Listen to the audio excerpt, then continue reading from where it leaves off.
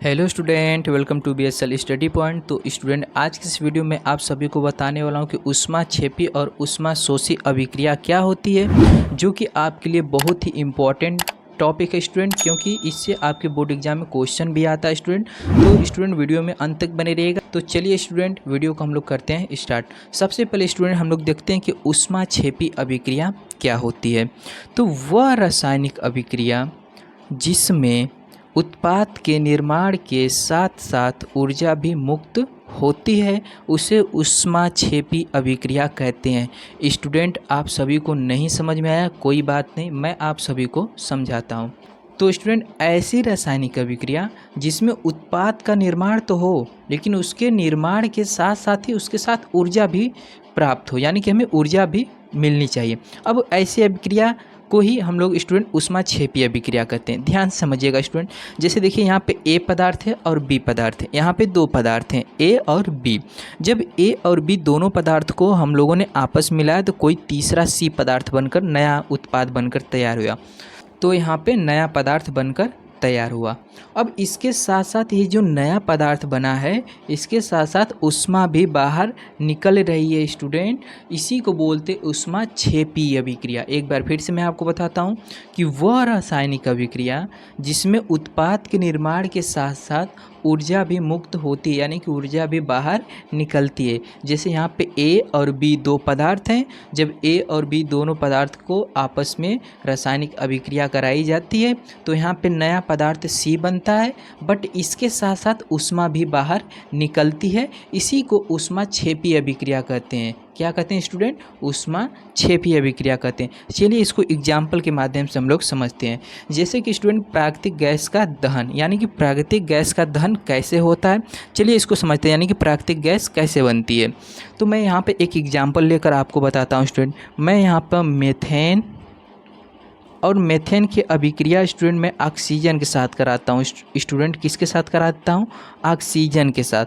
तो यहाँ पे स्टूडेंट कार्बन डाइऑक्साइड बनेगा स्टूडेंट, और इसके साथ स्टूडेंट जल बनेगा, और स्टूडेंट यहाँ पे ऊष्मा बाहर निकलेगी। क्या निकलेगी स्टूडेंट? ऊष्मा बाहर निकलेगी। ऊष्मा बाहर निकलेगी। एक बार फिर से हम लोग समझते हैं स्टूडेंट।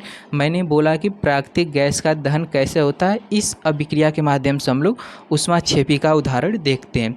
तो मैंने स्टूडेंट मेथेन लिया, मेथेन की अभिक्रिया ऑक्सीजन के साथ कराई। तो यहाँ पे कार्बन डाइऑक्साइड, जो कार्बन डाइऑक्साइड है स्टूडेंट, ये एक प्रकार का प्राकृतिक गैस है स्टूडेंट, कार्बन डाइऑक्साइड।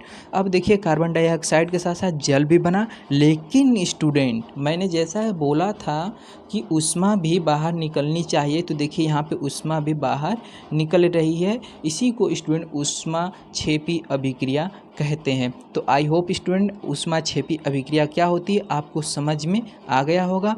अब हम लोग आगे देखते हैं ऊष्माशोषी अभिक्रिया क्या होती है। स्टूडेंट, अगर आप लोग ध्यान से वीडियो को देखते हैं तो बहुत ही अच्छे तरीके से आप सभी को समझ में आ जाएगा। चलिए स्टूडेंट, हम लोग आगे देखते हैं ऊष्माशोषी अभिक्रिया क्या होती है। तो वह अभिक्रिया जिसमें ऊष्मा का अवशोषण होता है तथा उच्च तापीय अभिक्रिया स्वतः हो जाती है। स्टूडेंट, इतना आसान परिभाषा आप सभी को कोई नहीं देगा स्टूडेंट, और नोट्स भी मैं स्टूडेंट नोट्स भी आप सभी को प्रोवाइड कराऊंगा। लेकिन स्टूडेंट, पहले आप सभी लोग देख लीजिए कि मतलब कितने आसान भाषा में परिभाषा आप सभी के सामने उपलब्ध है। तो जैसा कि स्टूडेंट ऊष्माशोषी अभिक्रिया क्या है, तो ऊष्माशोषी अभिक्रिया वह अभिक्रिया जिसमें ऊष्मा का अवशोषण होता है, यानी कि ऊष्मा वो क्या करती है? ग्रहण करती है, ना कि बाहर निकालती है। क्या करती है स्टूडेंट? ऊष्मा को वो ग्रहण करती है, तथा उच्च तापीय अभिक्रिया स्वयं भी हो जाती है, यानी स्वतः ही हो जाती है।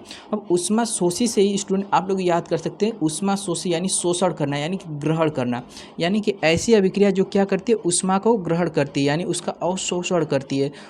वैसी अभिक्रिया को ऊष्माशोषी अभिक्रिया कहते हैं। अगर स्टूडेंट आपको वीडियो अच्छी लग रही है तो स्टूडेंट प्लीज़ वीडियो को लाइक कर दीजिए, और चैनल पर नए हैं तो चैनल को सब्सक्राइब भी कर लीजिए। जैसा कि स्टूडेंट, चलिए हम लोग एग्जाम्पल के माध्यम से इसको समझते हैं। जैसा कि स्टूडेंट यहाँ पे ए कोई पदार्थ है और बी, दोनों को जब हम लोगों ने आपस में मिलाया तो ये जो तीसरा पदार्थ बन रहा है स्टूडेंट, इसमें उष्मा की ज़रूरत पड़ी है। किस चीज़ की ज़रूरत पड़ी है स्टूडेंट? उष्मा की, यानी कि उष्मा का क्या कर रहा है ये पदार्थ? अवशोषण कर रहा है। चलिए हम लोग एग्जाम्पल के माध्यम से समझते हैं। तो देखिए स्टूडेंट, जब नाइट्रोजन और ऑक्सीजन को उच्च ताप पर गर्म किया जाता है, किसको स्टूडेंट हम लोग गर्म कर रहे हैं? नाइट्रोजन और ऑक्सीजन को। तो चलिए हम लोग गर्म भी करते हैं।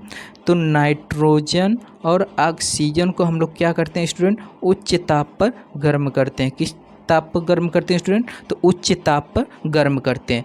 तो नाइट्रिक ऑक्साइड बनता है। क्या बनता है स्टूडेंट? Nitric oxide. तो चलिए हम लोग नाइट्रिक ऑक्साइड को बनाते हैं, इसको थोड़ा सा संतुलित हम कर देते हैं स्टूडेंट। अब यह स्टूडेंट क्या करता है? नाइट्रिक ऑक्साइड तो बन गया, बट स्टूडेंट यह जो है 45 किलो कैलोरी उष्मा का अवशोषण करता है। कितने का स्टूडेंट? 45 किलो कैलोरी उष्मा का क्या करता है स्टूडेंट? अवशोषण करता है। क्या करता है? अवशोषण करता है स्टूडेंट, अवशोषण करता है। तब जाकर ये अभिक्रिया होती है स्टूडेंट। क्या होती है? तब जाकर ये अभिक्रिया संपन्न होती है। तो स्टूडेंट, उष्मा शोषी अभिक्रिया क्या होती है? जिसमें उष्मा का अवशोषण किया जाता है, उसी को उष्मा शोषी अभिक्रिया कहते हैं। स्टूडेंट, आप लोग इसको रटने की आवश्यकता नहीं है, आप लोग रटना छोड़ दीजिए स्टूडेंट। आज की डेट में स्टूडेंट आप लोग अगर कंसेप्ट को केवल याद रखते हैं, उसको समझ लेते हैं, तो आप लॉन्ग टाइम तक उसको याद रख सकते हैं स्टूडेंट। और रटा हुआ चीज़ बहुत जल्दी आप सभी लोग भूल जाएंगे, इतना तो कन्फर्म ही है स्टूडेंट। तो आप लोग समझने की कोशिश कीजिए स्टूडेंट। तो जैसा कि मैंने आपको बताया कि जब नाइट्रोजन और ऑक्सीजन को उच्च ताप पर गर्म किया जाता है, क्या किया जाता है? गर्म किया जाता है, तो नाइट्रिक ऑक्साइड बनता है। तो यहाँ पे नाइट्रोजन और ऑक्सीजन को हम लोगों ने उच्च ताप पर गर्म किया, तो यहाँ पे नाइट्रिक ऑक्साइड बना। बट स्टूडेंट, इसने क्या किया? 45 किलो कैलोरी की उष्मा का अवशोषण भी साथ में किया, इसलिए यह उष्मा शोषी अभिक्रिया है। तो स्टूडेंट, मैं आशा करता हूँ कि उष्मा छेपी अभिक्रिया, उष्मा शोषी अभिक्रिया क्या होती है आपको बहुत अच्छे तरीके से समझ में आया होगा। अगर स्टूडेंट वीडियो अच्छी लगी तो वीडियो को लाइक कर दीजिएगा, और चैनल पर नए हैं तो चैनल को सब्सक्राइब भी कर लीजिएगा। अब मिलते हैं नेक्स्ट वीडियो में, तब तक के लिए जय हिंद।